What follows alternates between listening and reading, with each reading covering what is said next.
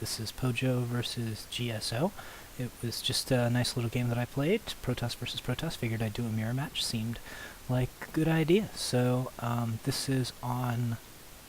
I actually don't remember the name of this map, which is interesting. It's called Delta Quadrant. That's right. And, you know, the standard 2 versus 2 map. Very, very sort of mirrored on all sides. Extremely symmetrical. Lots of interesting things that can happen there. As you can see, my opponent, GSO, and this is, as you can see by the 1000 health Nexus, patch 1.2, so we will be playing a post-patch game, which is always good. I like my replays to be current. It's always nice. Alright, so my opponent starting off with a pylon, and immediately heading out to scout, and me, I've got my pylon up. I don't have a scout out yet, but yeah, early scouts always a good idea in general. I'm sort of, I'm not really digging this pylon placement right here. Basically, I think it's just a little bit, it should be either closer to my base or closer to there to create a wall off, and I think, yeah, I'll put down a gateway here and not really appreciate what I did. Just sort of in between, not really sure what I'm doing. And there is actually some space behind that gateway, so things can run through, which makes it kind of ineffective as a wall off technique. You get sniped from right there. Yeah, lots of bad things going on there. My opponent, on the other hand, hasn't even gotten his gateway up yet. Gateway is 13, which is interesting. Wonders what he's building. Maybe he got a little distracted by his scouting. But yeah, we're both making just tiny little sort of, you could call them mistakes, but at the same time, they're not really going to have too much of an effect on the flow of the game, hopefully. So both of us scouting in sort of counter-clockwise directions. My opponent doing a little harass with his pylon, always a good idea. Try and get your opponent off of his game. I'm putting down a second gateway, and my opponent, I think... Oop, whoops. My opponent sees his gateway, he gets his probe right out of there, and he's going to respond with a gateway of his own. There it is. Yeah, and I actually just attempted to cast this game and had some little fraps problems, so I know a couple of things that are going to happen for the first few minutes. Yeah, he's got his two pylons. I really like this placement right here. It allows him to sort of get cannons in the back. Maybe not really, but it's just, you know, it looks nice, and looking nice is always a nice little feature of Protoss bases. Me, on the other hand, I'm building all over the place here. Once I have some overlap on my pylons, I should probably be setting up some right here, though, to double reinforce those gateways, because at this point that pylon is something of a weak link for those gateways. I have supply blocked myself, but spending that extra money on simulators, so probably going to be going down some tech route pretty quick here. Got more zealots coming out. My opponent coming back in with the probe. Very good timing on this. He sees both the gateways building. He sees the two assimilators as well. Or he will see them. Yep, there's the second one. I'm not sure how much I've scouted him yet. Yeah, I haven't been into his base for a little while. I did see that second gateway going up. I saw the cybernetic core going up, so I know what he is building. So we both have a pretty good idea of what we're doing, and that should lead to some nice back and forth. Won't be too many surprises. Alright, my opponent's supply blocking himself, so you gotta love Platinum League play. It's really quite exciting most of the time.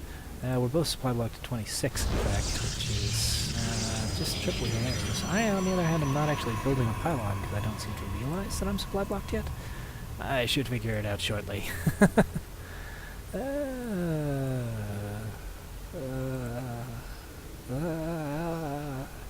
Queuing up more probes. Oh, hey, look at that. I need a pylon. No. Alright, my probe scouting the Cell Naga Tower to dying vision for a few short moments before that zealot mashes him into a gooey paste. I have decided to take my expansion fairly early, so I'm sending 3 zealots down to just sort of have a little nice time. And that's, you know, one of the nice things about these weird destructible rock maps is that if you decide to be defensive with an army that you've built, then you still have a sort of a use for them, because you can use them to secure these really nice defendable expansions. Like, this is just a great spot for an expansion, especially if there's not, like, Terrans up on the ledges, shelling you with tanks, anything like that. So, you know, I believe it's actually in the map description of Delta Quadrant that you want to choose between the really hard to defend expansion right here or the really easy to defend expansion right here, and that one takes a while longer because of them destructible rocks. So, you know, some interesting things going on here. A few notes on the patch changes. They did increase the health of the Nexus.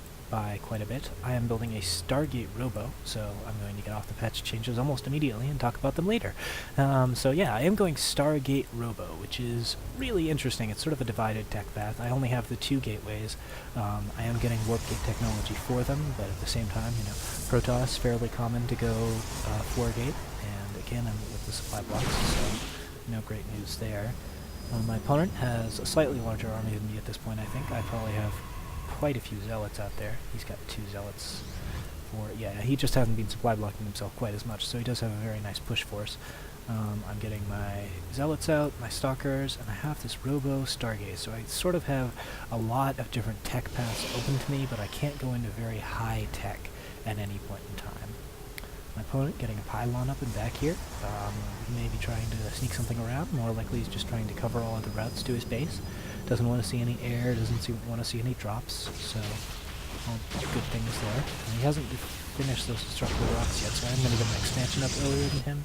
This would be a great time for him to attack, because he does have probably superior army force. Those 2 zealots are actually mine, so yeah, I'm in decent shape here. He does have quite a few more stalkers than me, and that's always effective with a couple of zealots standing in front.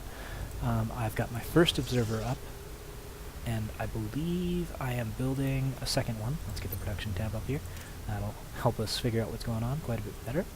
Yeah, I'm getting 2 observers and a phoenix. I really want to sort of focus on scouting this game, obviously, because I do have the very fast scouter, I have the observers, one of which is heading out there just to sort of see what's going on, another one who's, I believe, rallied right here to track down enemy observers, deny scouting, make it very difficult for my opponent to know what to do. And here comes my opponent's observer. He is going to get shot down though, so that was really good timing on my part, getting that early robo and then sending those observers out. And I am controlling this middle area, so my opponent kind of stuck in his base, kind of doesn't know what he's going to be doing here. He does have the superior army force still. I am getting, especially since I have such an interesting tech mix and I've already expanded, but he's already going to get his expansion, or he's starting to secure it now. So I'm going to be ahead economically for a little while, since he hasn't really moved on me yet. I should be warping units out of these gateways non-stop, mainly just because they are so... what's the phrase? Yeah, since, I mean, if I only have the 2, I should be producing gateway units pretty much non-stop. Alright, getting 2 void rays, putting down another Stargate. I'm going to take advantage of this expansion while I have the economic lead and start getting those lovely, lovely void rays. I actually think there's a specific reason for this, which is that, yeah, my opponent has gotten his robotics facility, or his robotics support bay, and I actually did scout this with my observer. My observer's sitting right there. So I know that he's going Colossus, and a fairly decent counter to Colossus is the Void Ray, especially since, like, in addition to dealing such great damage to armored units and having the air advantage over, over the... Huh, I'm getting a little freeze here. Okay. Yeah, having the air advantage over the Protoss player. Over the Colossus that can't shoot air. They also do pretty good damage to armored units, which makes them very solid against stalkers.